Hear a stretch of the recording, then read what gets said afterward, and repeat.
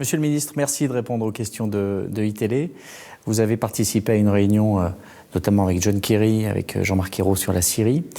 Est-ce que, en voyant l'évolution de la situation sur le terrain et les troupes syriennes et russes gagner de plus en plus de terrain, est-ce que vous ne pensez pas qu'il faut admettre l'idée que Bachar el-Assad, les Russes, font partie de la solution pour la Syrie? Pas du tout. Le problème, c'est le régime syrien. C'est l'armée syrienne. Le régime a commis des crimes de guerre, des crimes contre l'humanité. Il est responsable de plus de 400 000 morts et du déplacement de 12 millions de personnes. Il est responsable de la destruction de tout un pays. Bachar el-Assad a fait venir des milices étrangères, des combattants du Hezbollah, un groupe terroriste bien connu, les gardiens de la révolution iranienne, et des milices d'Afghanistan, du Pakistan et d'Irak. Et donc, considérer Bachar el-Assad comme faisant partie de la solution est erroné. C'est lui le problème. Mais il gagne du terrain et il contrôle un territoire. Il faut que la guerre s'arrête. Est-ce qu'il ne faut pas simplement admettre cela ? Oui, nous voulons tous arrêter la guerre. Bachar el-Assad contrôle une petite partie de la Syrie, pas la majorité du pays. Bachar el-Assad, avec le soutien de son armée, avec le soutien des Iraniens et du Hezbollah, mais aussi de milices provenant d'un certain nombre de pays et de la Russie, n'a pas été capable de vaincre son peuple, parce que son peuple est déterminé, il est résolu et il en a assez. Donc, au bout du compte, il partira. Il peut partir via un processus politique, c'est ce que nous préférerions tous, et nous essayons d'y travailler, ou bien la question peut être résolue de manière militaire, ce qui provoquera encore plus de morts et de destruction. Vous êtes un homme de pouvoir. Comment vous pouvez imaginer que quelqu'un qui est au pouvoir et qui est en train de redresser la tête abandonne ce pouvoir ?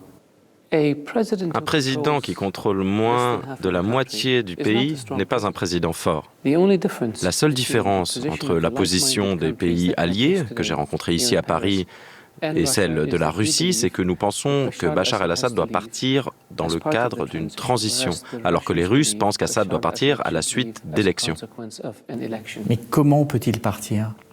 By the force ? Il suffit qu'il monte dans un avion et qu'il s'en aille, c'est tout simple. S'il ne le fait pas, la situation en Syrie n'est pas tenable. Elle va empirer. Il y aura plus de morts, plus de destruction. Il n'y a pas de place pour Bachar el-Assad dans l'avenir de la Syrie. C'est un fait. Mais qui peut le mettre dans l'avion ? Nous pensons que ses alliés peuvent le pousser, faire pression. Je pense que la réalité de la situation peut l'y aider. France ? You mean France ? On aimerait tous le pousser pour qu'il prenne un avion et qu'il parte. J'espère que sa conscience le poussera à monter dans un avion et à partir. Vous pouvez vous endormir le soir quand vous savez que vous êtes responsable du meurtre de 400 000 personnes, de la destruction d'un pays, du déplacement de 12 millions de vos compatriotes. Vous pouvez vous endormir avec ça sur la conscience ? Ce ne serait pas le premier. C'est vrai. Et ce ne serait pas le premier à être renversé. L'Arabie Saoudite soutient des groupes armés comme Jaïch al-Islam qui sont, pour certains, considérés comme des groupes terroristes. Et on entend souvent les Saoudiens supportent des groupes terroristes. Qu'est-ce que vous répondez à cela ?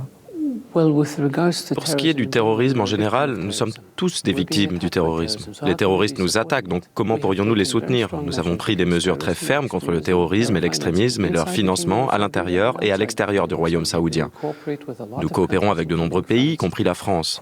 Donc penser que l'Arabie saoudite soutient une idéologie ou un mouvement dont l'objectif est de nous tuer, c'est très naïf, voire ridicule. En ce qui concerne les groupes que vous mentionnez, Jaïch al-Islam et Ahrar al-Sham, l'Arabie saoudite fait partie d'une coalition de 10 pays, dont la France, et ces 10 pays fournissent un appui à l'opposition syrienne modérée.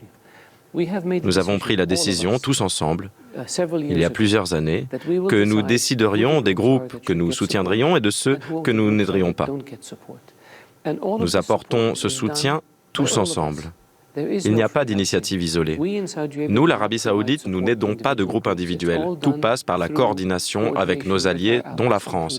Donc cette idée selon laquelle nous livrerions des armes de manière unilatérale à différents groupes est erronée. Est-ce que la France est un bon allié ?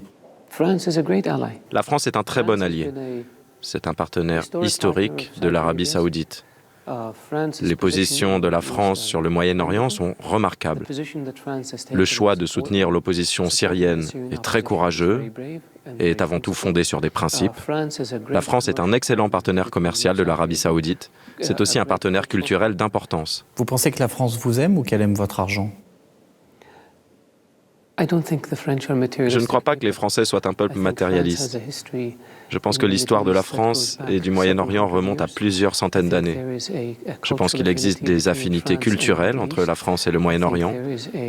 Je pense qu'il y a une proximité entre la France et le monde arabe. Je pense que 10% de la population française est musulmane. Je ne crois pas une seule seconde que la France soit guidée par le matérialisme. Votre pays est une monarchie qui ne répond pas, loin s'en faut, encore aux critères démocratiques traditionnels. Comment est-ce qu'un pays et une démocratie comme la France peut être ami avec un royaume comme le vôtre où les libertés individuelles ne sont pas respectées ? Je pense que chaque pays est différent. Les peuples doivent respecter leurs différences.